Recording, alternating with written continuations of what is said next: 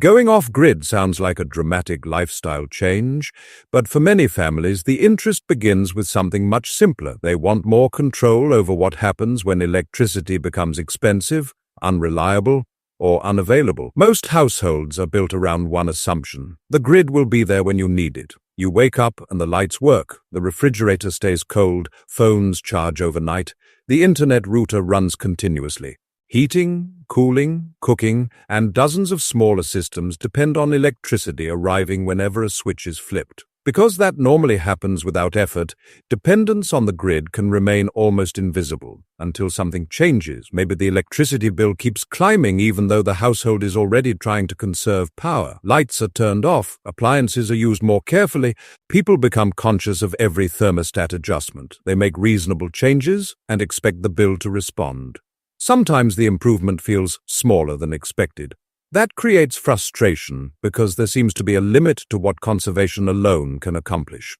You can reduce how much electricity you use, but you still depend on the same external source for the electricity you continue to need. Then there is the second problem: outages. A blackout can transform the electricity question from financial to practical almost instantly. The refrigerator stops cooling, lights disappear, phones are running on whatever charge remains. Internet equipment shuts down unless it has another source of power. If the outage continues, food preservation becomes a concern. For households storing temperature-sensitive medication, refrigeration can become especially important. Communication and basic household functions suddenly feel much more valuable than they did a few hours earlier. At that point, reducing an electric bill and preparing for an outage begin to look like two versions of the same question. How dependent should a household be on one source of electricity? That is where interest in off-grid power begins to make more sense. But the term itself can create confusion.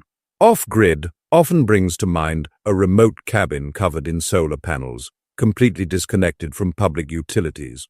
That is one version of it, but the underlying idea is broader. For some households, the goal is not complete disconnection, it is having another layer, a source of electricity that can support selected needs when grid power becomes unavailable, or potentially reduce how much electricity must be taken from the utility when another legitimate energy source is available. That distinction matters because it changes the scale of the problem. Someone may hear energy independence and imagine powering every appliance in a large home continuously. That requires a substantial amount of energy, but powering a phone, several efficient lights, a router, and selected essential equipment is a completely different challenge. A refrigerator adds another level of demand. Large electric heating, cooking, and cooling equipment can increase that demand much further. The real issue isn't whether a family can completely abandon the grid, it's how much dependence they actually want or need to reduce. Once that question becomes specific, different energy systems can be evaluated more logically. Any independent power system still needs energy from somewhere. That point is easy to lose when a product is described mainly by what it supposedly powers. A battery does not generate energy simply because it contains electricity.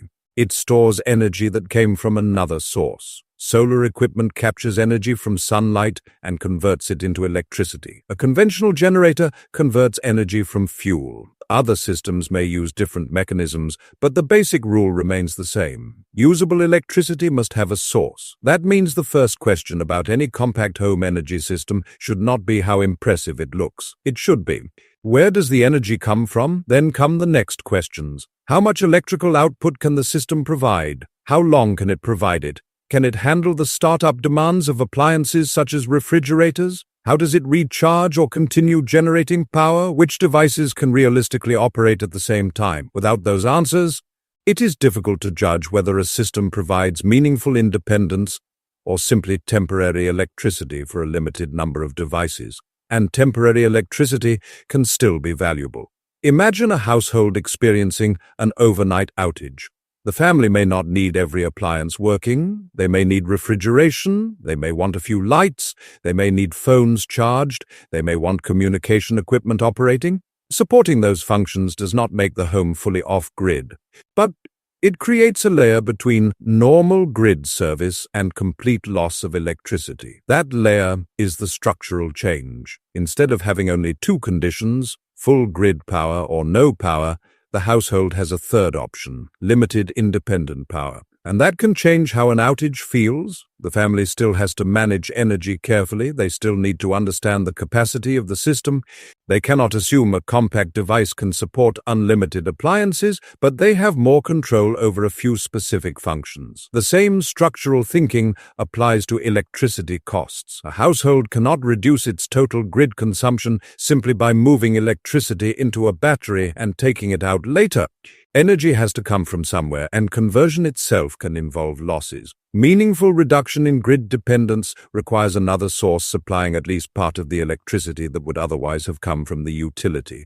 That is why understanding the mechanism matters more than repeating a savings claim. If an alternative system generates usable energy from another source, that energy may replace some electricity that would have been purchased from the grid. If it only stores grid electricity, its role is different. Both systems may be useful, they are simply solving different problems. This is where families exploring off-grid power can benefit from changing the question. Instead of asking, how do we get completely off the grid? Ask, which parts of our electricity dependence create the biggest problems?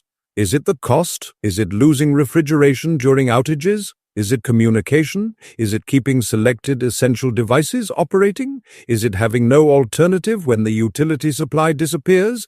Those answers define what an independent energy system actually needs to accomplish. A compact solution could make sense for a limited set of priorities. A larger household goal may require a much larger system. There is no single definition of useful independence because households do not have identical needs. The important part is understanding the structure before evaluating the product. Electricity independence is not created by the size of a device or by a dramatic claim about leaving the grid behind. It comes from identifying essential loads, understanding the energy source, matching output to demand, and knowing how long the system can realistically operate. For many families, that may be the real appeal of exploring off-grid power, not disappearing from the electrical network, having another option when depending completely on that network becomes inconvenient, expensive, or uncertain. There's a practical guide in the description for anyone who wants a more structured breakdown of home energy alternatives. Subscribe for more clear explanations about backup power, grid dependence,